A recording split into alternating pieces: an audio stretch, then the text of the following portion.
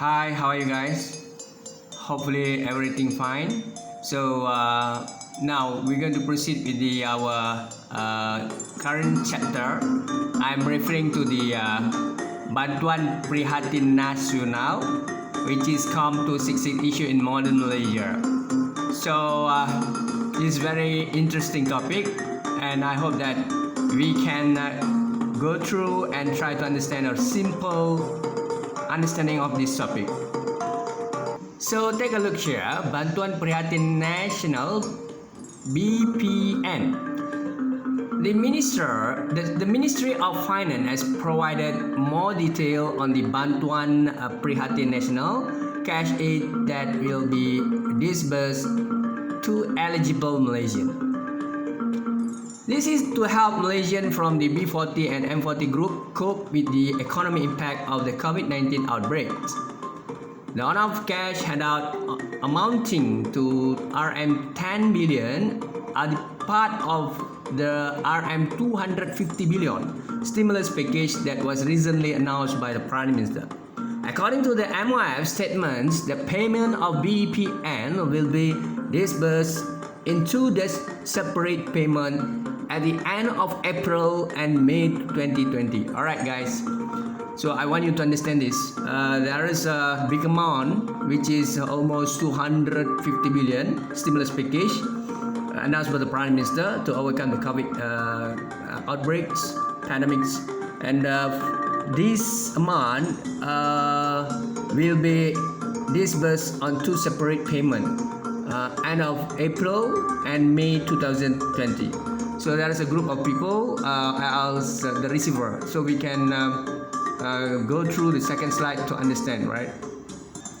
So look here, this is the third slide, criteria kelayakan. Yeah, those people that really need it and you are qualified, or else you are the right person to receive the what you call the amount. Yeah. So category by category here, monthly income, those people that they are receiving, I'm talking about the salary itself, 4,000 below, right? So you will get almost 1,600. And what about those people are receiving their salary around 4,000 and above? For instance, 4,000 to 8,000. You will receive almost 1,000. And then what about this bachelor? Those people are bachelors, for instance, well, for the bachelors, when you receive your salary, it's going to be 2,000 below, and then they will consider for you almost to receive 800 ringgits, right? And then followed by the those bachelors, young people, adolescents, teenagers. So 2,000 and above, it could be reached, their salary reached to 4,000, then you will able to receive 500 ringgit only, right? So you can go through all the tentative or the what you call details here. Well, the cash aid will be given to 4 different groups as listed below. Household income of 4,000 and below. So as I said, you will receive almost 1,600. Will be given to 4 million household. Monthly income 4,000 below, right? And then the second one is household income of 4,000 to 8,000. Sorry, 4,000 to 8,000. So you will receive almost RM 1,000. Will be allocated to 1.1 million household. Well, for the single adults with income of 2,000 and below, you will receive almost 800. Will be allocated to the 3 million single adult age 21 year, right? And then single adult with income between 2,000 to 4,000, you will receive almost 500. Will be allocated to 400 single adult age 21 years and above, with an income of more than 2,000 to 4,000, right?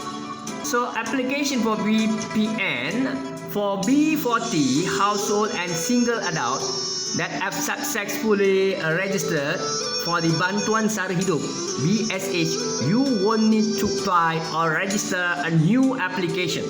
The cash aid will be transferred to your registered bank account for the BSH program. So for those you already, I'm talking about previously you registered your name under this BSH, so you don't need to worry. For the M40 household and single adult, you also won't need to apply if you are already registered with the Inland Revenue Board Lembaga Hasil Dalam Negeri, LHDN, right? Right guys, this is all about, you can check your status at the following portals. This is all about link. We have here BPN, Hasil Government, my/SM, status, all these things, right? BSN, Hasil Government, right? Treasury, Government, this and that. Please Google and go through. But what about you guys? If you still, you not yet, or else you want to make sure that are you really you are one of the right receiver, or else you have the opportunity to receive that kind of amount. So from the package rangsangan ekonomi, or else I'm referring to the BPN. For eligible Malaysians that have not registered with BSH or LHDN, you can apply for the Bantuan Prihatin National Cash Aid at http://www.hasil.government.my, all these things, yeah. Alright, okay. Well, take a look here. Is Malaysia really prepared for the economy fallout from COVID-19? It's very interesting questions. The extension of Malaysia Movement Control Order (MCO) until April 14 is absolutely necessary given the spread of COVID-19 across the country, amounting to 2,320 cases and 27 deaths as at the March 28th. So this is more to the government MCO and PKP. So we can see it could be KKM, MKN, they're doing their best. But then the issue now is what about the the impact on people's livelihood and the economy. So if you keep on doing the same lockdown, it could be for the long term.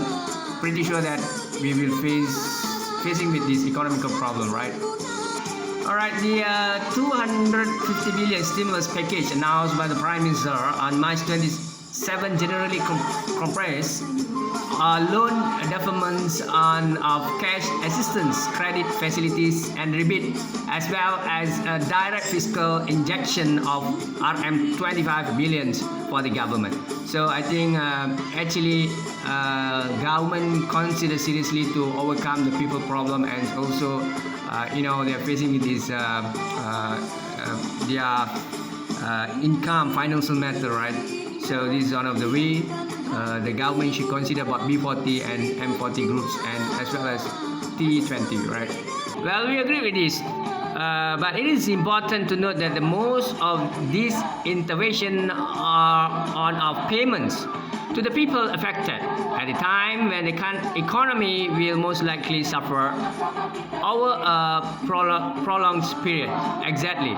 So as I said just now, for the long term, our economy is not only Malaysia, it could be worldwide, abroad. They will facing with the same crisis, economical crisis. Well, now we are really concerned about the actual problems. In fact, the stimulus package of not really protections for the businesses that are responsible for the well-being of millions of people. So you can see here, actually the deferments are merely time-saving measure. Businesses still have to pay the compounded amount with interest on the deferments expired. Okay, so with zero revenue during the deferment periods, how do the businesses pay mounting operational costs of the end of the deferment periods? So this is more to referring to the businessmen. Yeah, they're facing a lot of problems because of the lockdown, this and that. Well, a poor and hungry nation is a recipe for chaos. This is another problem because when the people are facing with this, as I said, COVID-19 outbreak or pandemics, there's a lot of poor people in that country. So there should be the increasing rate will increase this and that. But we hope fully that in our country everything is going to be in order control. Right. So the fiscal deficit can be dealt with when the country get back on track after the recession, right? So hopefully we can overcome our what you call financial matter, economical aspect, and we can help the poor people, right, in this country. Therefore, under these circumstances, the government should reconsider focusing its package and assist businesses to keep afloat and maintain employment, or even create new jobs, just like Thailand 400 billion baht stimulus package that focuses on the creation of 14 million jobs, or 85% of all employment nationwide. So this is very, very serious. I think Malaysia, we have to consider about the approaches that has been practiced by the Thailand government to overcome this COVID outbreak, for instance, COVID pandemic. So I hope that you can understand. Go through the slides, try to understand what is the government incentive to helping the peoples, and the government is provide a lot of facilities, and also they are giving support to the people, and they are doing their best to make sure that our economy will remain, and we will always achieve our what you call a very high income country, right? So with that, syukran dan terima kasih. Assalamualaikum warahmatullahi wabarakatuh.